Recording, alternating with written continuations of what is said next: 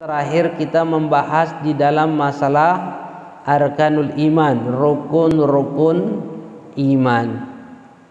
Sekarang masuk di dalam pembahasan makna la ilaha illallah. Kalimat la ilaha illallah yang kita artikan tiada Tuhan selain Allah itu mempunyai makna yang sangat luas. Bahkan kata ulama, kalau dikarang kitab bisa berjilid-jilid kitabnya. La ilaha illallah secara artian la ma'buda bihaqqin fil wujudi illallah. Arti la ilaha illallah itu la ma'buda fi haqqin. Tidak ada zat yang disembah bihaqqin di dalam kebenarannya. Fil wujudi di dalam keberadaannya illallah, kecuali hanya Allah. Kalau kita artikan menurut bahasa Indonesia, arti kalimat la ilaha illallah, la artinya tidak, ilaha artinya Tuhan. Tidak ada Tuhan illallah kecuali Allah. Allah dalam artiannya juga Tuhan. Jadi kalau kita artikan secara bahasa, arti la ilaha illallah itu artinya tiada Tuhan selain Tuhan. Kita menyebutkan tiada Tuhan selain Allah karena Allah sudah kita artikan secara bahasa kita. Allah itu adalah zat yang wajib adanya, yang memiliki seluruh kesempurnaan. Itu Allah. Makanya ketika kita mengucapkan kalimat la ilaha, tiada Tuhan, Tuhan yang bagaimana? Bihaqqin, di dalam kebenarannya. Kenapa? Karena Tuhan ini banyak. Yang disembah ini banyak. Ada orang nyembah pohon, ada orang nyembah matahari, ada orang nyembah patung, ada orang menyembah berbagai macam sembahan. Tapi yang dimaksudkan di sini ilah di sini bihaqqin, tidak ada Tuhan, tidak ada zat yang disembah di dalam kebenarannya, di dalam keberadaannya illallah, kecuali hanya Allah. Kenapa? Karena pohon, patung, matahari, Yesus dan berbagai macamnya kita katakan itu bukan Tuhan di dalam kebenaran. Itu hanya yang mereka sembah saja, ini katakan ulama. Makanya di sini disebutkan la ilaha illallah, dikatakan tidak ada zat yang disembah di dalam kebenarannya fil wujudin, di dalam keberadaannya, kecuali hanya Allah subhanahu wa ta'ala. Di dalam fadilah, keutamaan kita mengucapkan kalimat la ilaha illallah sangatlah banyak.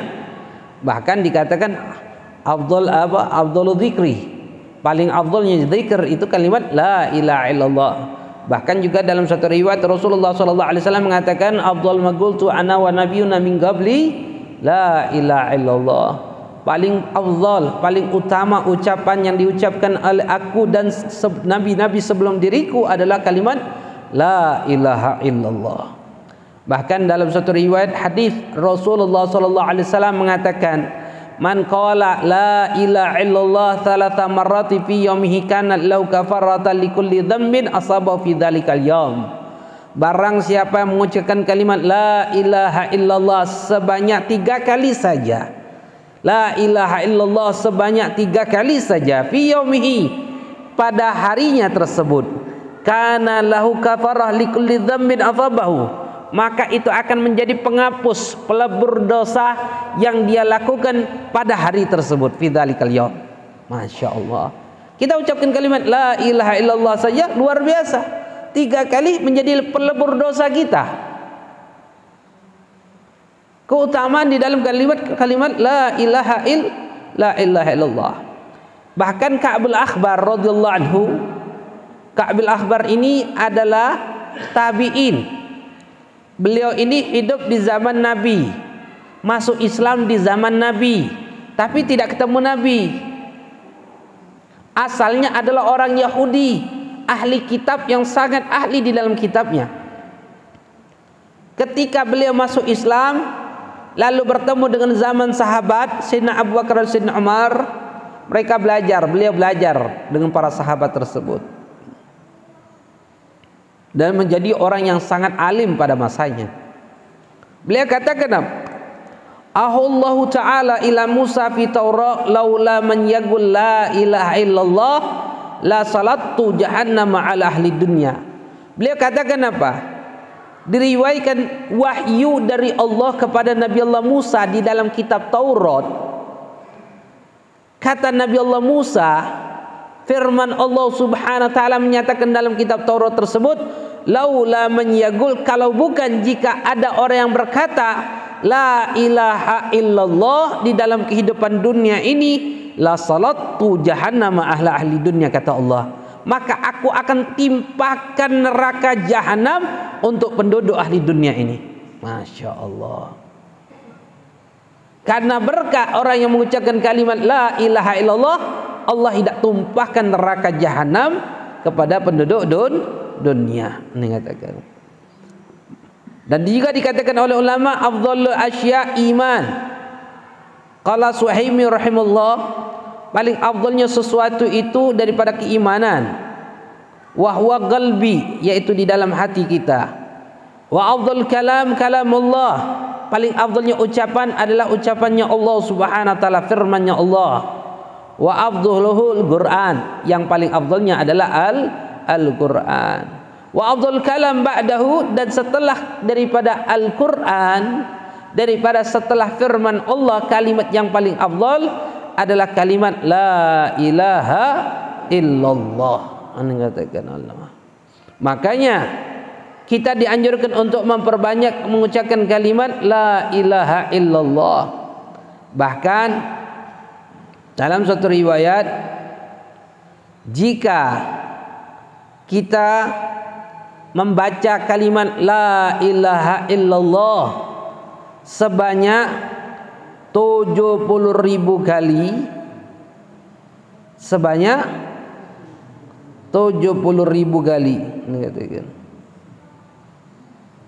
Barang siapa yang baca kalimat la ilaha illallah sebanyak 70.000 kali, maka itu akan menjadikan tiket pembebasan dia daripada api nerakanya Allah Subhanahu wa taala.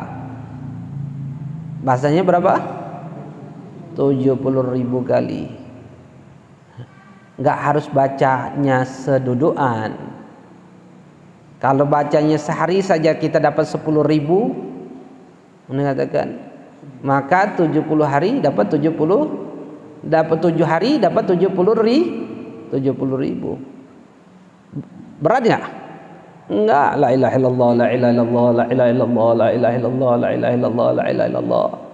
Nanti katakan 1000 dapat, baca lagi 1000 lagi, baca lagi 1000 lagi, baca lagi 1000 lagi, 100. Kalau setiap habis sholat saja kita baca 2000, 10 kali sudah baca 10.000, 7 hari 70.000. Dan subhanallah, jika kita bacakan, hadiahkan untuk orang tua kita, bapak kita, maka bapak kita bebas dari api neraka. Kita bacakan untuk ibu kita bebas dari api neraka. Kita bacakan untuk guru kita bebas daripada api neraka. Baca. Ayo baca. Baca berapa kali? 70.000 kali. Nah, kalimat la ilaha illallah. Sehari 10.000, 7 hari sudah 70.000. Nah, katakan.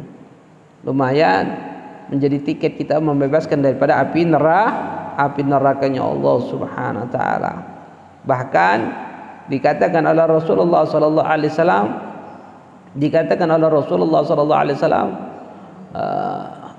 man qala fi akhir hayati la ilaha illallah dakhala jannah, kata Rasulullah.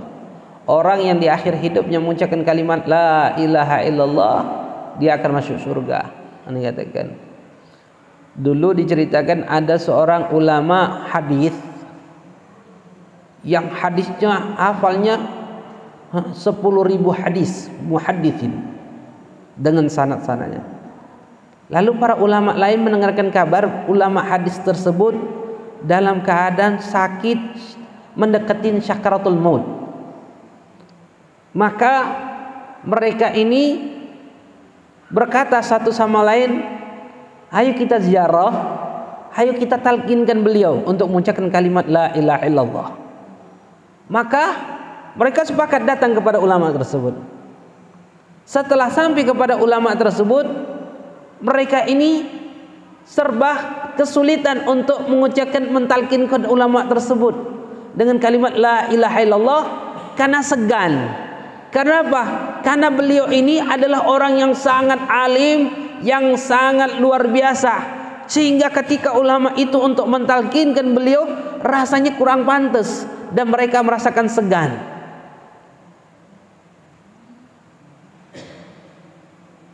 Sampai mereka itu berusaha akhirnya dengan cara apa?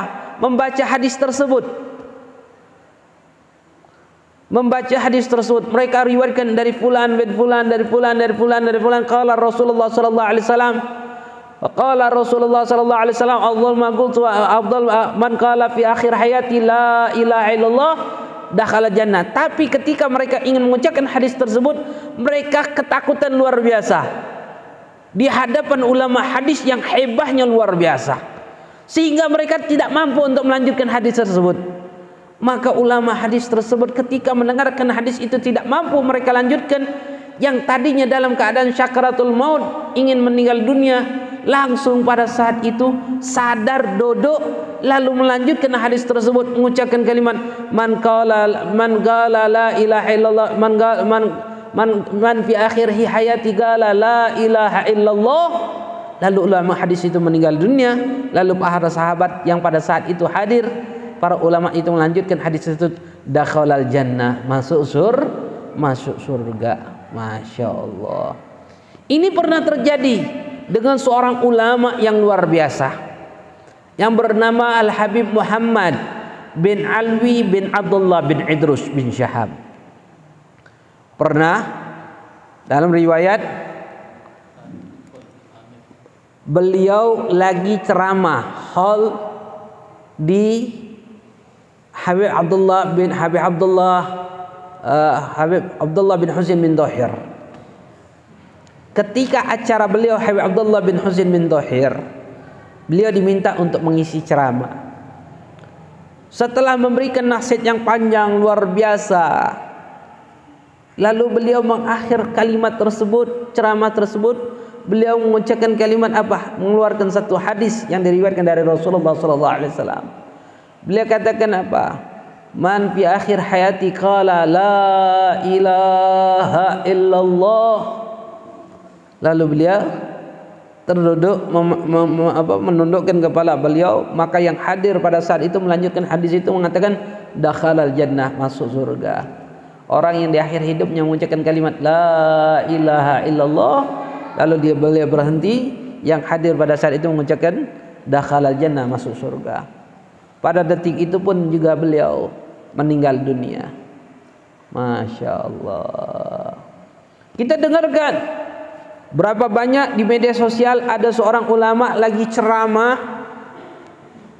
ceramahnya di dalam masalah lain, tapi ketika beliau merasakan kalimat tersebut, merasakan hendak meninggal dunia, di mic masih pegang, beliau mengucapkan kalimat apa? La ilaha illallah. Lalu beliau terjatuh, lalu beliau meninggal dunia. Masya Allah. Allahumma ja'alna minhum. Mudah-mudahan kita termasuk kelompok orang yang diberikan kesempatan oleh Allah untuk bisa mengucapkan kalimat la ilaha illallah sebelum ajal datang kepada kita orang. Amin ya rabbal alamin. Ikhwan hadirin rahimanur rahimakumullah.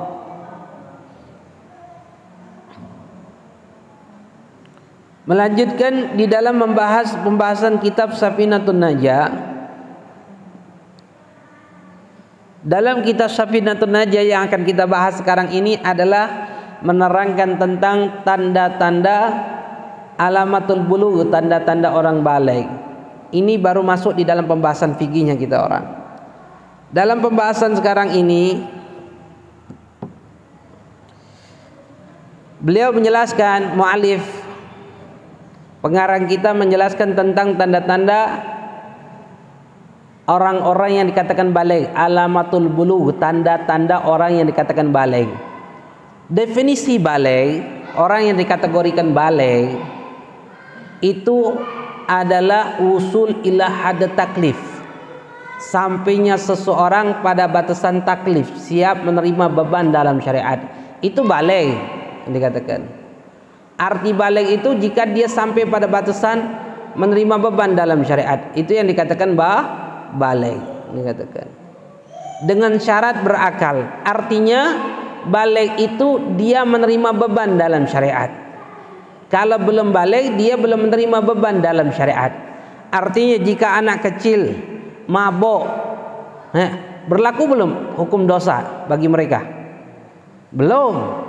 Mencuri, potong nggak tangannya? Belum. Mabuk, cambuk tak? Belum. Kenapa? Karena beban syariat belum berlaku. Tapi jika dia sudah baligh, maka beban syariat berlaku kepadanya. Makanya baligh itu adalah sampainya seorang pada batasan taklif, siap menerima beban dalam syariat. Dengan syarat berakal. Dengan syarat berakal. Ada 3 tanda seorang itu dikatakan baligh. Yang pertama, hamsah ta'asyarah, berumur 15 tahun bagi anak laki-laki dan anak perempuan. Ini katakan. Bagi anak laki-laki dan anak perempuan yang berumur 15 tahun, maka anak itu dianggap baligh. Ini katakan. Tamamul 15 sana fi dzakar wa unsa.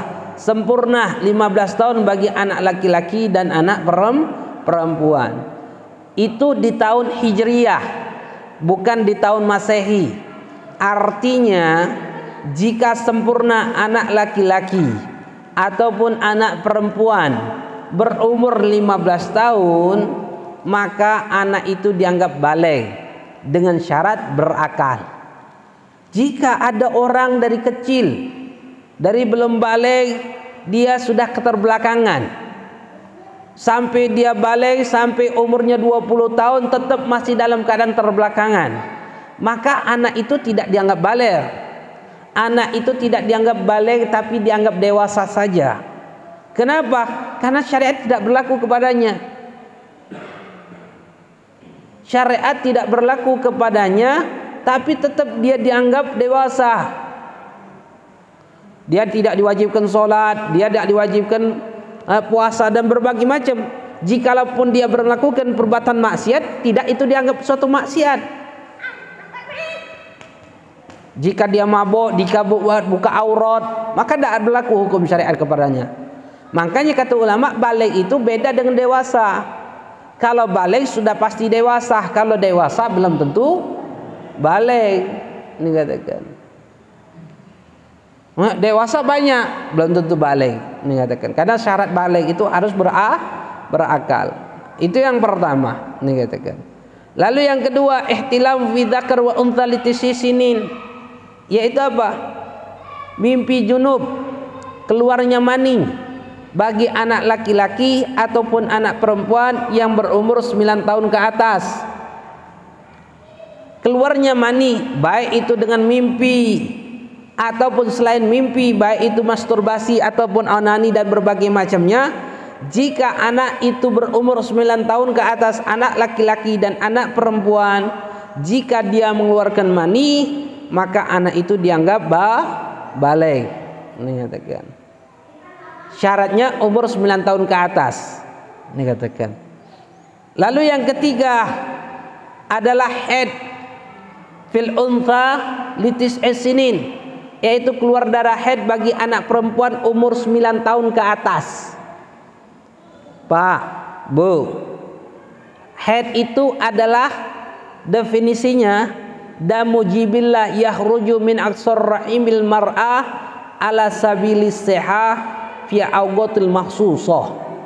Haid adalah darah tabiat seorang perempuan yang keluar paling dalam rahim perempuan dalam keadaan dia sehat, fi awqatil makhsusah, di waktu yang ditentukan dalam syariat. Jadi darah haid itu adalah darah tabiat perempuan yang keluar paling dalam rahim perempuan dalam keadaan dia sehat di waktu yang ditentukan dalam syariat. Nah, waktu ini yang dilihat dalam agama. Jika keluar darah di waktu tersebut, maka itu dikatakan darah haid. Jika keluar darah di waktu yang tidak ditentukan tersebut, itu bukan darah haid tapi darah istihadhah, darah penyakit. Perempuan, anak perempuan 9 tahun ke atas, jika dia keluar darah, maka dikatakan anak itu baligh. Jika di bawah 9 tahun, umur 7 tahun, umur 8 tahun, bahkan ada bayi yang keluar darah, bercak darah di dalam farjinya, anak bayi perempuan, apakah itu dianggap baligh? Bukan. Itu belum dianggap baligh. Ini katakan ulama. Itu dinamakan darah penyakit atau darah fasad, atau yang kita kenal juga dengan darah istihadhah, darah penyakit. Ini katakan ulama. Ini dikatakan ulama itu bukan baligh. Tapi jika umur 9 tahun ke atas, baru dianggap baligh anak tersebut. Ini adalah istighraq penelitian Imam Syafi'i radhiyallahu anhu di dalam meneliti perempuan-perempuan bangsa Arab di zamannya tersebut. Jika kalau seandainya penelitian itu di Asia, di Indonesia, mungkin perempuan-perempuan akan beda lagi hukumnya. Mungkin perempuan-perempuan umur 15 tahun baru baligh. Karena rata-rata orang Indonesia itu perempuan itu yang sudah keluar darah haid itu, anak perempuan itu di atas umur 10 tahun ke atas, umur 12 tahun, umur 13 tahun baru mereka mengeluarkan darah haid. Ini katakan. Tapi perempuan-perempuan Arab itu 9 tahun pada umumnya sudah mengeluarkan darah haid. Ini katakan ulama. Nah, haid ini penting. Walaupun kita laki-laki, kita tetap diwajibkan untuk belajar hukum haid. Nanti ada pembahasannya di dalam bab fikih ini, dalam bab haidnya ada pembahasannya. Wajib tak kita belajar kaum laki-laki, bapak-bapak? Wajib. Kenapa diwajibkan? Karena kita ini akan dimintakan pertanggungjawaban atas perempuan-perempuan yang di sekitar kita. Ada 4 perempuan yang akan dimintakan pertanggungjawaban oleh Allah kepada kita. 4 perempuan itu siapa? Yang pertama adalah istri kita. Istri ini akan nuntut kepada Allah kelak nanti yaumul qiyamah. Yang kedua putri kita.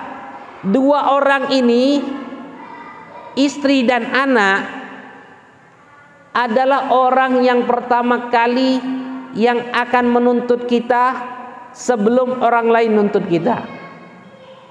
Bayangkan Pak. Makanya kita orang suami harus menjadi pemimpin dalam kehidupan rumah tangga, pemimpin yang baik, pemimpin yang bakal nanti dimintakan pertanggungjawaban di hadapan Allah. Terlebih-lebih terhadap istri dan putri kita. Kita jangan acuh tak acuh terhadap istri dan putri. Kita harus benar-benar mendidik mereka orang dengan cara yang baik, dengan cara yang bagus. Kenapa? Karena ketika mereka bermaksiat kepada Allah, yang pertama kali yang akan dituntut oleh Allah bukan mereka. Justru mereka itu akan menyalahkan kita semua, akan menyerahkan urusan mereka itu kelak kepada kita orang. Makanya dalam suatu riwayat hadis, orang yang pertama kali yang akan menuntut kita kelak nanti yaumul qiyamah sebelum orang lain adalah istri dan putri kita dan anak-anak kita. Masya Allah. Makanya 2 orang ini adalah orang yang bertanggung jawab, yang wajib kita perhatikan. Yang ketiga siapa? Yang ketiga adalah saudari kita. Pak, walaupun saudari kita sudah menikah, tetap kita harus perhatian kepada dia. Harus kita jaga, harus kita perhatikan agamanya, sholatnya, bahkan tentang masalah hukum haidnya. Jangan sampai dia tidak mengerti. Lalu yang keempat ini adalah putri kita atau ibu kita yang keempat.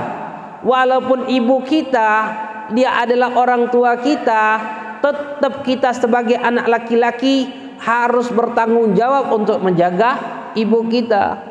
4 ini adalah orang yang akan kita dimintakan pertanggungjawaban terhadap kita. Yang pertama istri, yang kedua adalah putri, yang ketiga saudari, yang keempat ibu. Bu, bayangkan setiap perempuan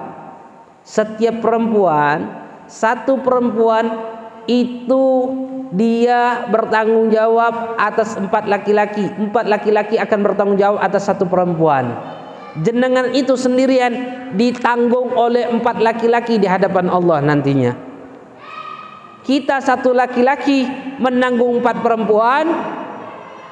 Perempuan ditanggung oleh 4 laki-laki dalam hidupnya. Siapa saja 4 laki-laki yang akan dimintakan pertanggungjawaban oleh Allah di hadapan Allah nantinya? Yang pertama siapa? Suaminya. Yang kedua bapaknya. Yang ketiga saudaranya. Yang keempat putranya.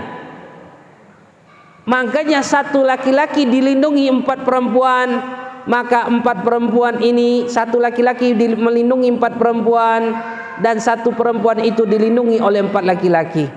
Masya Allah. Itu luar biasa nantinya di akhirat. Makanya Pak, kita punya putri, punya istri, punya saudari, punya ibu harus dijaga. Harus kita kasih tahu pelajaran agama. Harus kita kenalkan tentang hukum syariat. Walaupun putri kita sudah menikah, tetap kita wajib jaga. Bukan berarti ketika putri kita sudah menikah lepas tanggung jawab kita, enggak. Tetap pertanggungjawaban itu akan selalu ada. Ini katakan, akan selalu ada pertanggungjawaban itu kelak nanti yaumul qiyamah. Jika kita tidak memperhatikan hal itu, maka tuntutan kelak nanti yaumul qiyamah terhadap kita orang. Masya Allah. Makanya daripada itu perhatikan, wabil khusus tentang masalah hukum haid. Bu, paling sedikitnya perempuan mengeluarkan darah haid berapa hari? Pak, apalagi bapak-bapaknya nggak paham pasti. Bu, berapa hari paling sedikitnya perempuan mengeluarkan darah haid? Hah? Berapa hari? 1 hari. Ingetin, paling sedikit perempuan mengeluarkan darah haid itu dianggap itu darah haid adalah 24 jam. Harus mutasil terus menerus keluar darah 24 jam. Paling umumnya berapa hari? 6 dan 7 hari. Paling banyaknya berapa hari? 15 hari. Ingetin ya. Paling sedikit berapa hari? 24 jam 1 hari. Paling banyak umumnya 6 atau 7 hari. Ingetin tuh. Bu, kalau sehari, Pak, jawab nih. Kalau sehari perempuan keluar darah 1 jam selama 14 hari. Setiap hari keluar darah 1 jam selama 14 hari. Pertanyaannya, itu darah haid atau bukan? Haid atau bukan? Bukan. Kenapa bukan? Karena kurang daripada 24 jam. Kalau sehari 1 jam berarti selama 14 hari baru 14 jam. Itu bukan darah haid, itu wajib sholat, wajib puasa. Atau sebaliknya, ada perempuan keluar darah haid sehari 2 jam selama 16 hari. 2 jam selama 16 hari. Pertanyaannya, itu darah haid atau bukan? Haid atau bukan? Perempuan paling sedikitnya haid berapa hari? 24 jam. Kalau 2 jam setiap hari selama 16 hari. Pertanyaannya, haid atau bukan? Haid atau bukan? Bukan. Kenapa bukan? Karena lebih daripada 15 hari itu darah istihadah. Perempuan itu nggak boleh kurang daripada 24 jam dan tidak boleh lebih daripada 15 hari. Jika kurang daripada 24 jam atau lebih daripada 15 hari, maka itu bukan dikatakan darah haid, tapi itu dinamakan darah istihadhah, darah penyakit, dan wajib bagi perempuan itu untuk paham. Nah, yang sekarang ini terjadi, kebanyakan masyarakat kita itu kalau dia menggunakan KB, jika dia menggunakan KB, maka haidnya sudah tidak teratur. KB, stres, sakit, kegemukan, ini masalah yang sering terjadi sehingga haidnya nggak teratur. Kalau haidnya nggak teratur, keluar darahnya nggak teratur, dia harus perhatian. Perhatian dengan apa? Apakah itu darah haid atau bukan?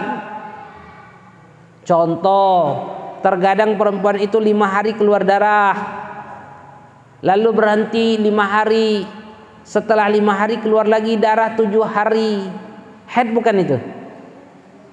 Bukan. Kenapa? Karena hitungannya lebih dari 15 hari. 5 hari haid, 5 hari bukan, 7 hari. Berarti 5, 7. Jadi jumlahnya berapa? 17 hari. Maka itu bukan dikatakan darah haid, tapi itu darah istihadhah.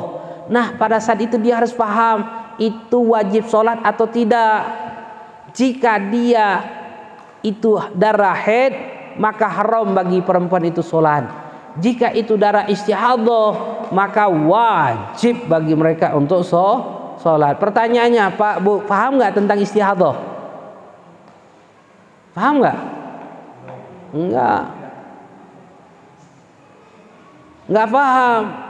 Artinya kadang perempuan itu keluar darah, dia nggak anggap sholat, nggak sholat, keluar darah haid. Padahal itu terkadang istihadhah. Yang dosa siapa? Siapa yang dosa? Istrinya dosa, suaminya dosa, bapaknya dosa, putranya pun ikut berdosa. Kenapa? Karena dia wajib belajar, wajib mengajarkan tentang masalah haid. Bu, di sini ada nggak ustazah? Ada nggak ustazah? Ada? Nggak ada? Ustazah ada nggak? Yang paham tentang hukum haid? Ada? Ada? Nggak ada? Jadi jenengan tuh kalau menanya tentang hukum haid sama siapa? Nggak pernah bertanya? Gimana? Kadang perempuan ini berpikir kalau keluar darah haid, nggak keluar darah suci. Harusnya tanya, yang perempuan tanya kalau ada ibu-ibu yang sangat paham tentang hukum haid, jadikan beliau itu rujukan nantinya. Arti rujukan ini, setiap terjadi permasalahan hukum haid, tanya sama beliau. Kalaupun juga nggak bisa, ibu-ibu harus nanya kepada ustadz, kiai.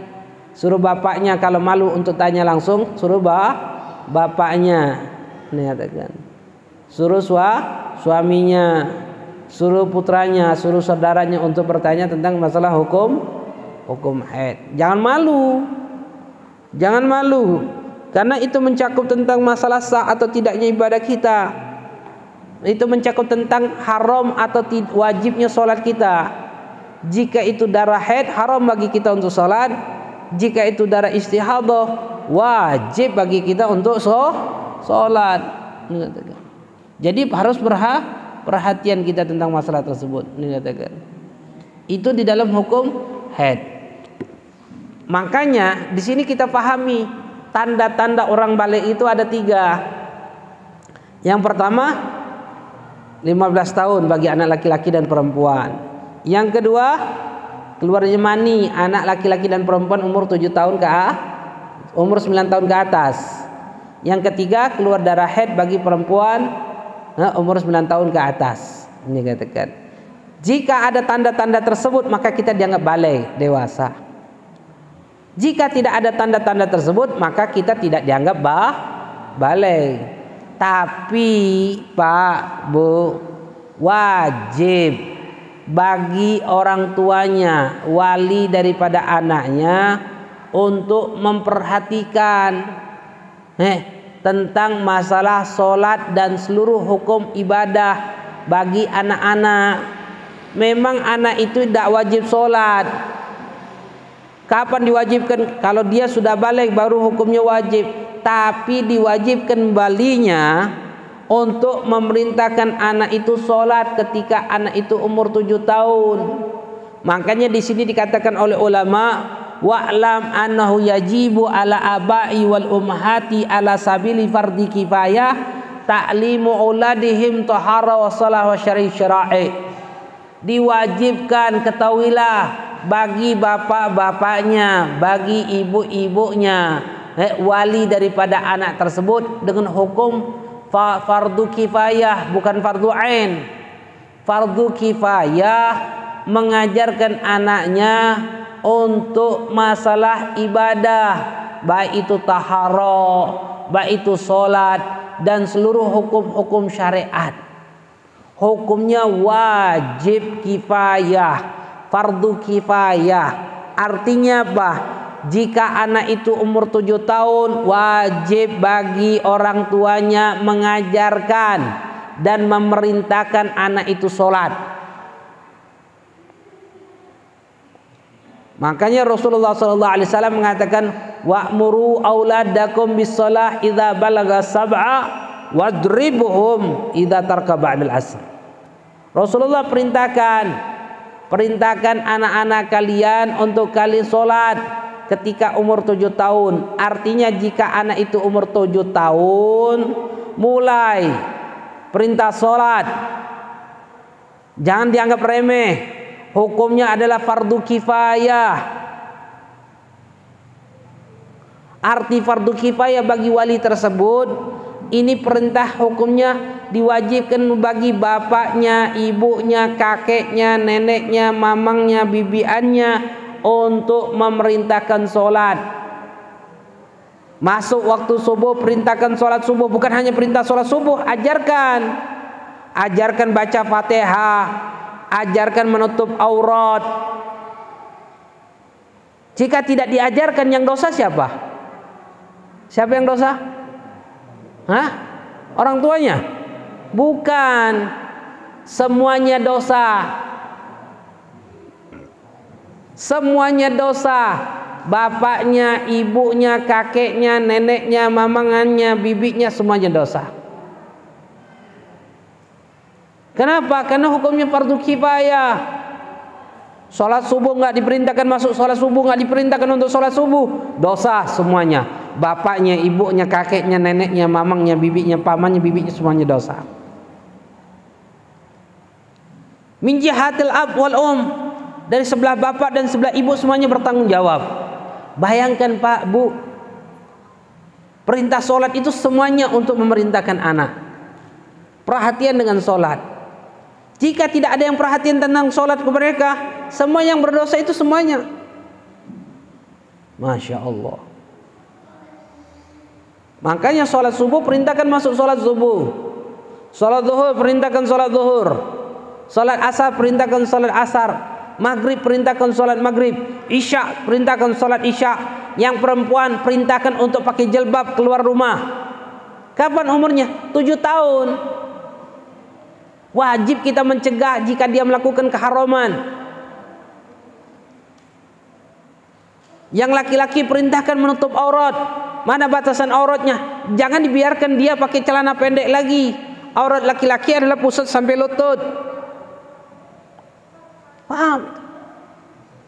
Berapa banyak kita perhatikan anak-anak umur 7 tahun ke atas yang perempuan dia buka jilbab, dia pikirnya biasa saja. Belum wajib. Memang belum wajib bagi mereka untuk menutup aurat. Memang belum berlaku bagi mereka keharaman. Tapi keharaman itu berlaku bagi walinya untuk memerintahkan kepada mereka perkara yang wajib dan perkara yang diharamkan, mencegah perkara yang diharamkan.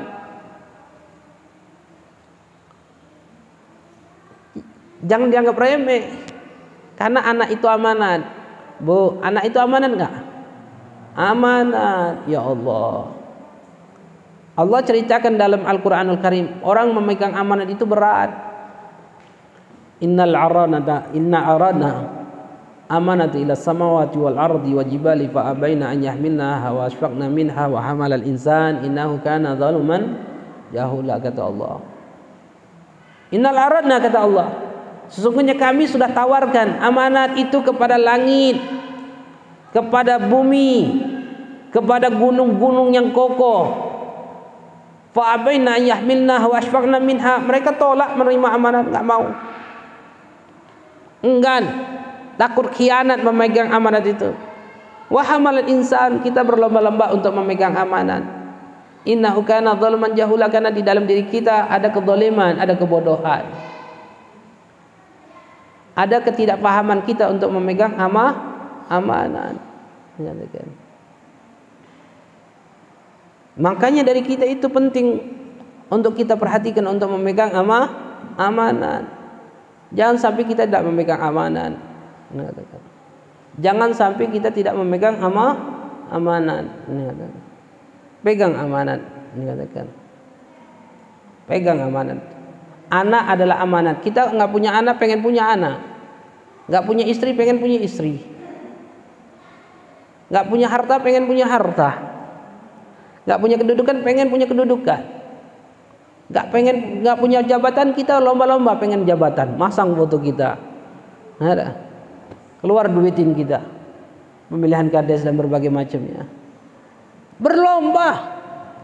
Bahkan tidak sedikit mereka itu dengan menggunakan cara yang licik, yang haram, saling sikut, saling memburukkan, saling menjelekkan.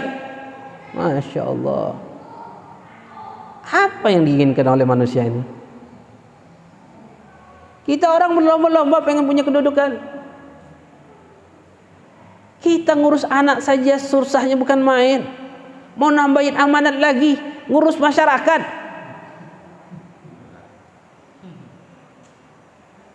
Jika terjadi di masyarakat ini keharaman dan dia diam, dia yang bertanggung jawab. Satu anak saja kita repot. Ini mengurus satu desa, ini mengurus satu kabupaten, ini mengurus satu negeri. Masya Allah. Lihat salafus solihin menjauhkan diri mereka dari hal-hal itu. Imam Abu Hanifah diminta jadi qadhi, diminta jadi hakim, karena pimpinannya, karena amirnya pada saat itu adalah orang yang jahat, yang tidak amanat, maka Abu Hanifah menolak untuk jadi pemimpin, menjadi qadhi hakim pada masa itu. Kenapa? Karena bertanggung jawab atas apa yang mereka lakukan, karena di bawah kekuasaan mereka. Sampai-sampai Imam Abu Hanifah ditangkap oleh masa tersebut, oleh pemerintahan pada masa itu, dicambuk, disiksa. Imam Abu Hanifah diberi jabatan, nggak mau. Diberi jabatan, ditolak, sampai dihukum, sampai dicambuk, sampai murid-muridnya datang kepada gurunya Imam Abu Hanifah, melihat sedih, menangis mereka orang. Mereka siap menggantikan kedudukan Imam Abu Hanifah untuk dicambuk. Sampai-sampai mereka itu keluar dari mulut mereka karena saking luar biasanya sayangnya kepada gurunya. Lalu mengatakan, wahai guru, wahai imam, wahai Abu Hanifah, kenapa kau tidak terima saja? Kenapa kau tidak terima saja? Kau selamat daripada cambukan dunia. Kau selamat, tidak dicambuk lagi. Maka sang guru mengatakan, Imam Abu Hanifah mengatakan, justru itu yang aku takutkan.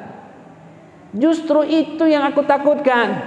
Aku takut selamat daripada cambukan dunia, tapi aku tidak selamat daripada cambukan akhirat. Masya Allah. Kita dengan harta kita, dengan kedudukan berlomba-lomba.